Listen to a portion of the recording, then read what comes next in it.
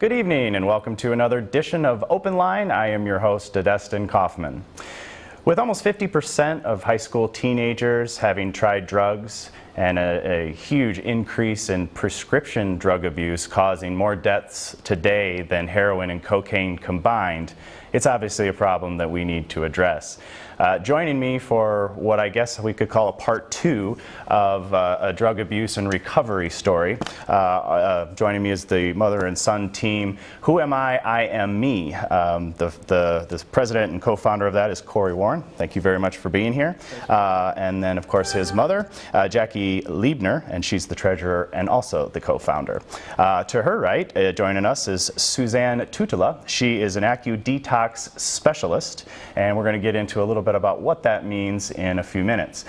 So as I was saying before, maybe we can just do a quick recap from the first show, just in case some of our viewers didn't see that show, and then we'll get into the little less depressing part, or the good part is how you got better and what were the changes and how you made them. So go ahead, Corey, take us through it. Fast forward. Sure. Well, we discussed in last episode more of how I got into drugs as a whole. We talked about the need for acceptance that I was dealing with and the need to fit in with certain crowds. Jumping forward into prescription pills early on in high school, and then winding up using heroin, IV use towards the end of my junior year of high school. Eventually dropping out of high school towards the end of my senior year and being checked into a treatment center.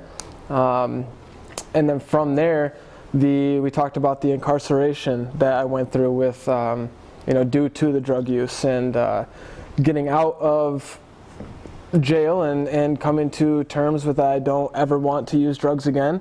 I made kind of a vow to myself to never go back to that life, and I found myself drinking and thinking that it was normal. It was all over TV, it was on the shelves, people at school were doing it, and I got my acceptance through drinking. I felt a part of through drinking and partying, and the drinking took me to some pretty dark places. Hospitalized numerous times over the course of 1 month with blood alcohol levels over 0.4, and eventually a drinking related seizure from trying to quit cold turkey on my own. From there, I went into treatment and did some self-discovering, as you could say. And I remember sitting on the edge of my bed in treatment and wondering, who am I as an individual? I talked about last episode that I used to love music, and whatever happened to that person? I used to love to snowboard, and what happened to that person? And I made a commitment to myself that when I got out of treatment, I was going to do whatever it took to find myself again, to discover who am I. So I guess the light on that is, coming out of treatment, my mom and I didn't have a whole lot of contact still at this point. It was kind of like I could say, hey, look at me, I'm clean and sober and I'm on the right track, but at that point, action, that's what she's looking for, is the action, not the words. I've said it numerous times. So we're off in our separate worlds, to say, for lack of better words. I was over in my world trying to figure out who I am and building a foundation for myself, building support groups for myself. And my mom was off in her world, and she can discuss this with you too, doing her own self-discovery. Who am I as a person? And maybe you can, because we're going to get into the recovery, and obviously the who am I question is what led to the who am I am me concept of your company. But maybe you can just add to it a little bit about words at that point really don't mean a whole lot. Yeah, I can actually go back to getting lost. I mean, to me, the little bit that Corey just did the synopsis of his journey, for me, it was getting lost in your children's behavior. And I don't think parents understand how much our worlds evolve around our kids. And for me, especially when, as a parent, you're raising a teen, things get a little crazy. It's normal, isn't it? That's what happens with parents. Teens are supposed to get a little crazy. Everybody talks about it, but it's not until it creeps up on you. You think everything's normal, and all of a sudden you're blindsided with something like, I'm addicted to heroin. Right. And then I was so busy chasing the fix. and that's what I would call it. I needed to fix my son. Right. It was all about him. I have to fix him. And what's really fascinating, the process that I had to come to was my wanting to always fix him. It was me that needed to be fixed. Right. I had to change my behavior. And that was probably when I started to say, well, who am I? I lost myself. Now I had to go back and try and recover myself. So when we think about the addict going through recovery, it's not just the addict that goes through recovery. The parents have to recover as well. Right. It's a really powerful message. Suzanne, you also have a similar situation, and as a parent kind of struggled through some of those things as well. Maybe you can describe a little bit about how you got to that point, because ultimately the addiction for the parent becomes the how am I going to fix the child. Right. And you know, how did that work in your specific instance? I'll do a quick synopsis on Yeah, my absolutely. experience. Please. My son, unfortunately, came to prescription drugs, truthfully not by choice. Our family is afflicted. We have rheumatoid arthritis, myself, my son, and my daughter. And my son has always had an addictive personality, and I knew that.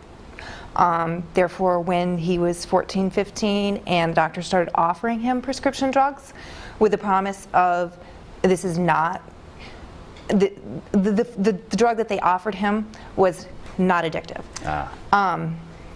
And I still, we held off as long as we could. Yeah. But, every month when you're going to an appointment and hearing not addictive, finally, he was getting old enough, and we said, okay, and we would monitor it. I would monitor it. But it is addictive. It destroys those opiate receptors in your brain. Yeah. And he had no control. And I watched that, but I was still led to believe, and I felt personally that I had shared my genetics, and he was sick because of me. So that kind of revolved around me as well. Yeah. So I wanted him to have relief. Right. I didn't want him to have it through pills, but to be perfectly honest, in our society, there is no option for pain relief for young people other than a pill. I asked for pain psychology. There is nothing for young people. They don't encourage a young person in pain to swim or exercise. They would like to give you a pill because that's the quick fix. Yeah. They don't want to hear it. They don't want you to call back and say, I'm not better. They want the quick fix. So that's where he found himself. And once those receptors are destroyed, you need more and more and more. And I didn't know that he was finding them on the street as well.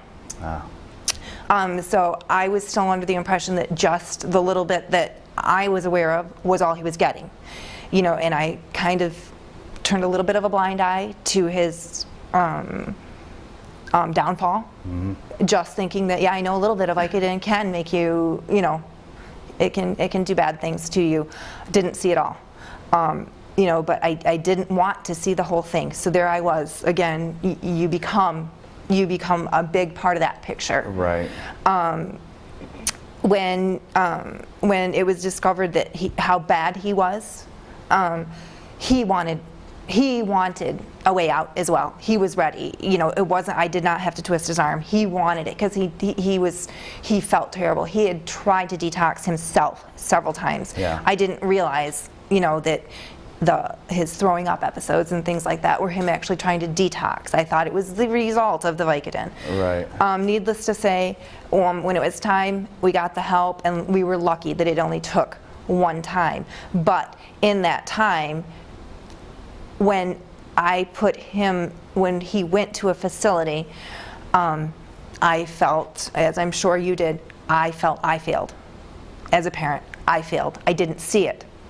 Right. How could this child that I raised to know right from wrong, and to be strong, how could that have happened under my watch? Right. So you do become, we feel it's our fault, and we could have stopped it. We should have stopped it.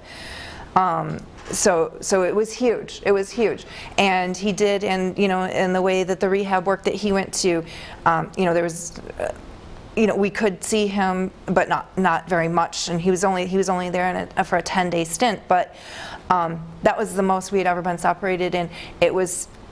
I really felt I had lost him because he was changed, and he's forever changed. Yeah.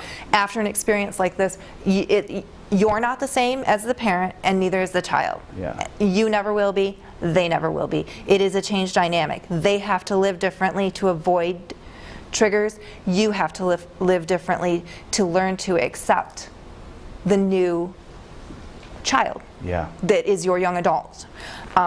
So who I am that's a very good title, you know, who am I? Because he did have to learn who he was. I don't know that it's very hard to find yourself as a young adult in this situation because, like you said, then you turn to drinking or something. That's never been his choice. So he really doesn't have very many young friends because you can't find them. And then it turns into that I'm sad because I don't see him with other young individuals his age. They're too hard to find. Yeah. He hangs around with older people, but he's always been an old soul. Right. But just seeing him miss part of that youth growing up experience, it's hard, but it is who he is, and it's who I am in watching him. Well, thank you for sharing that. That's both a sad and wonderful story at the same time. I would like to remind the viewers that this is a call-in show. If you'd like to be a part of the show or have a question for myself or the panel, please feel free to do so. The number is 349-1232. You can also tweet us at HOMTV, and I believe that information is at the bottom of your screen. Corey, because I know that when you decide that you want to quit something, it has to be more than your brain just saying, okay, this time I'm going to do it. Maybe you can talk a little bit about some of the emotional changes and when you decided and did your soul searching, who am I? What were some of the things that helped that transformation occur?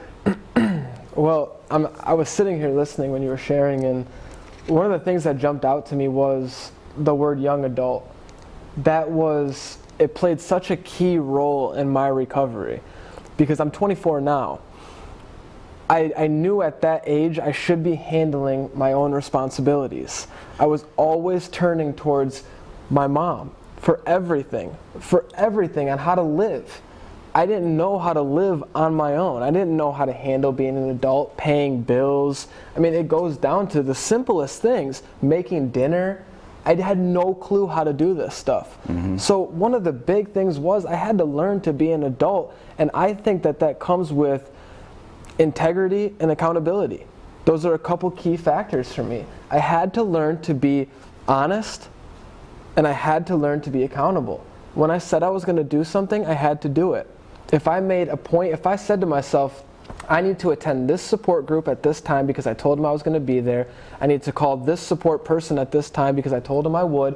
And then I need to make sure that my mom asked me to mow her yard. I get there at the time I said to mow her yard. So gradually, when I start learning responsibility and I start learning accountability and I start actually growing up emotionally, that's when the shift happens. And it's such a freedom that I've never experienced until I got sober. And until not only did I get sober, but I started living in recovery.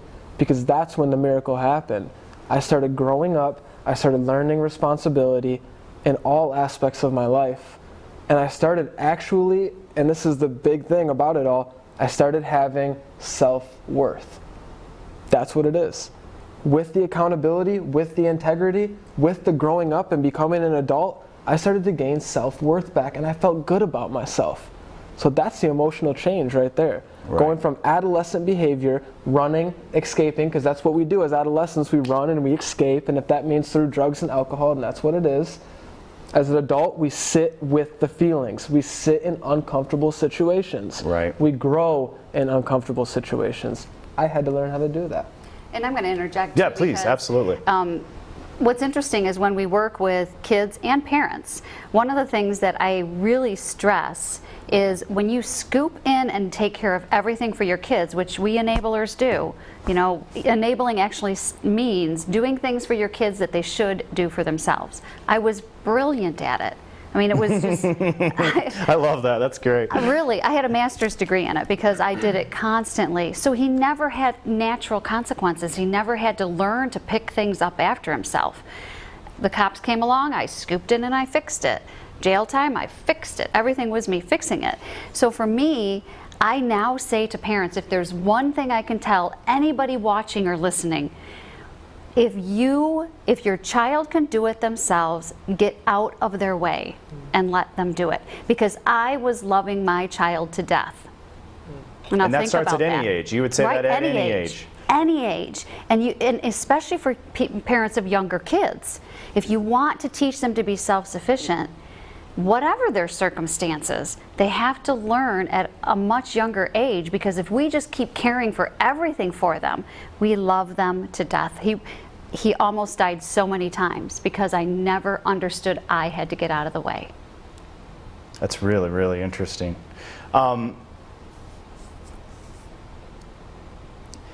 What are some specific moments? You mentioned the yard, the mowing the lawn, or calling this person, which that's a great example. I like that.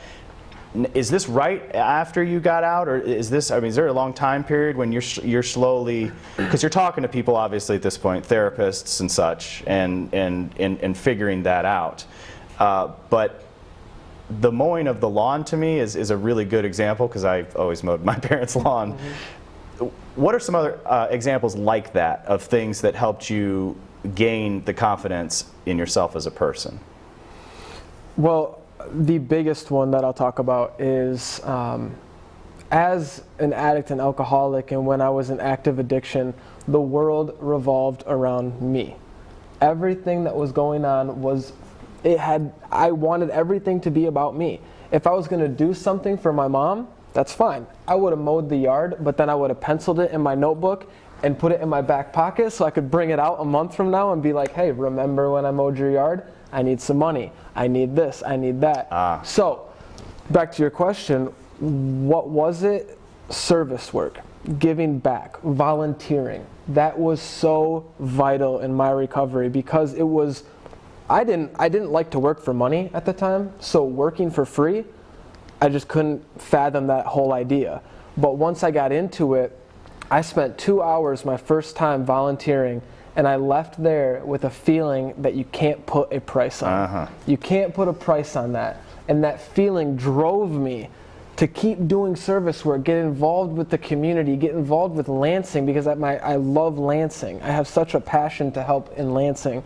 You know, obviously more, but just in Lansing, it's kind of where my heart sits. So I started getting involved with, different nonprofits and doing everything that I could and becoming selfless. And Right. starting to care about other people besides Corey. So when my mom would say, hey, can you come mow the yard? Hey, can you come do this or that? I would do it not because I wanted something in return, but because I wanted to give back to my mother for doing so much for me, for being a mother. Mm-hmm. Just because I just wanted to give back and help somebody else. That was the big shift for me, getting into service work and starting to volunteer. Very cool. Suzanne, your son was how old when this happened, roughly? It was late high school. Okay. And he went into recovery. He was 20. Okay, so we're 20. similar age Yeah. groups then. Yep. And he, you were talking about the hospital, and you said they were wonderful, and you can go ahead and talk about that hospital. And you said it was a one-time program. Yep. And then maybe you could talk a little bit about right when he got out of the program, some of the immediate changes that you noticed. They taught him a lot about himself too. Like Corey was saying. And part of what he was doing wrong was actually the opposite. He was somebody who took care of everyone else all the time. He didn't take care of himself, and that might be why he didn't. He wasn't able to stop what was happening to himself. He was taking care of everyone else. He was trying to have us not deal with, the things that were happening to him. But he learned that. But when he got out, the one thing he wanted to do, and there weren't really opportunities right in our area, because we don't live in town. We don't live in Lansing, right downtown or anything. He wanted to immediately go and help other people. He wanted to go help other young people learn this because he knew what was going on in school. And he knew how easy this was. So he wanted to help other people, and I did contact, I only contacted a few people, to get him the opportunity to go speak. It really wasn't there, readily. I mean, you have to almost go search it out, seek it out, opportunities, to help people, which is kind of odd. And then, he got so busy with school that it wasn't there. But I think just with his education of the way he can talk about it, and the way he can see, he would be able to detect so quickly if someone else who is having a problem, that I think he'll be helpful in that way. Right. But yeah, the accountability, he got out, when you're exactly right, we do love them to death. Mm-hmm. And I think it's going to be a bigger problem with this, the younger kids growing up, because parents don't have the patience or the time to allow their children to do things on their own. I really think that you're correct. These parents will even be loving their children more to death, unfortunately, not letting them do things on their own. I do feel having accountability for your life would be, a very, very helpful thing for young people. But yeah, when he came out, he knew he had to take care of himself. He had to. I couldn't do it. Yeah. He came out and he said, "This wasn't about you. This was about me. This was my addiction, and it's a chemical imbalance. It's my addiction. I had to do. There was nothing, because I wanted to when he came out. I wanted to help. What can I do? What do we need to avoid? I got it. I got to do it." Does he now not hang out with anybody that he used to associate with? Not really. And it's really unfortunate because it's still in his age group. He lost a full year of college, obviously with an addiction issue. So he's a year behind at least in his studies. So he's with a group that's a little bit younger. So they're still in college, and the people that in school with him are still partying. They're still at a party, and his addiction was never partying. His was all by himself. Yeah. Unfortunately. So yeah, he just he does a lot of volunteering. He volunteers with young people, teaching them. He's works with archery and things like that. But as far as people his own age, no, because I think he just sees the foolish things that they do. Right. And you wouldn't necessarily be able to stop someone, because you can't until they're ready. They have to be ready. Right. And that is a common that's a common thing, I think, with all addictions. Mm-hmm. If that person's not ready to do it, it's not going to happen. Did you have, because I'd like to get into a little bit about what AccuDetox is. Mm-hmm. Now, did you have different types of therapies? Did you try different things, or was there one that was most just successful and you flew with that? I think what you said hit it on the nose. If you're not ready to change, you're not going to change. For me, I could have tried everything under the sun, but if I You might not remember them. But he tried to answer. but I do believe that it's when the addict or alcoholic is ready that whatever treatment is lined up will be effective. Right. As long as they are honest with themselves and they're ready. And that bottom, my take on a bottom is very different than most. I don't believe that you have to hit a bottom. I believe that a bottom is like an elevator, and it just depends on when you want to hit the button to get off. It can keep going lower and lower and lower, and it's just until you've said, "Hey, I've had enough," and then whatever form of treatment is out there, I believe, will be sufficient. The elevator analogy, super. That's a good analogy. I like that a lot. Jackie, how do you then, on this road to recovery, how do you start feeling that you can trust what he's saying? I mean, he shows up to mow your lawn once, twice, 3 times, but at some point you've got to be second guessing it, saying there's a catch coming, there has to be a catch coming. It's so funny you'd ask that, really, because yesterday, it never completely goes away, okay. I don't think, but yesterday I get a phone call from LCC. Is Corey available? Well, no. he's not. You know, there's always that hesitation, right? Where is he? What's he doing? What's going on? No, he's not. Are you his mother? I don't know. Should I be or should I not? Maybe. And it's so familiar. For years, this was my reaction.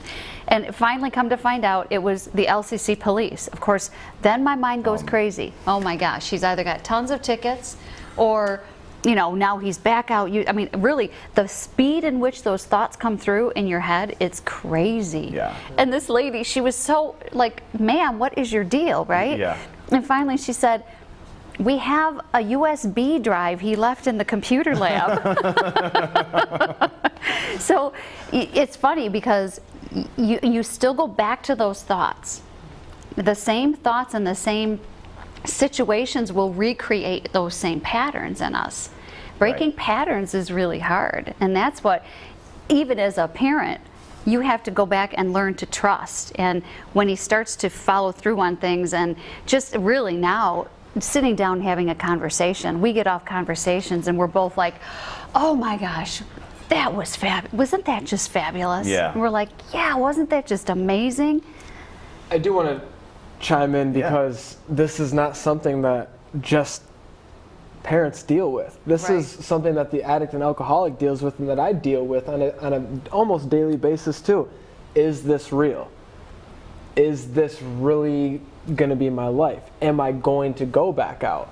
Have I really had enough? These are all questions that go through our minds just as well. So that's why we say, and I think it's so valid, 24 hours. 24 hours at a time. Because I can handle the next 24 hours. To think about a lifetime in recovery is still scary. So it's not just my mom trusting me, it's also me trusting me. Yourself. Right? So Right. We do have a Twitter question. Brett, thank you for the question. It says, advice to people who often fall back into old addictions and only have short-term recoveries rather than long-term success. Any advice to those? do we get maybe like a 5-minute thought process on that well, one? yeah, we can go. Basically, you know, I think it's going to fall on the switch.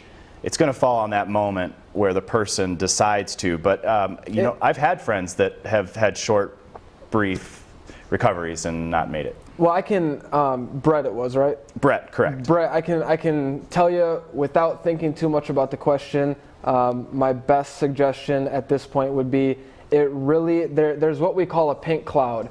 And Brett, what this pink cloud is it's about 3 months of where your physical body feels better, but your mental state is still the same as an active user.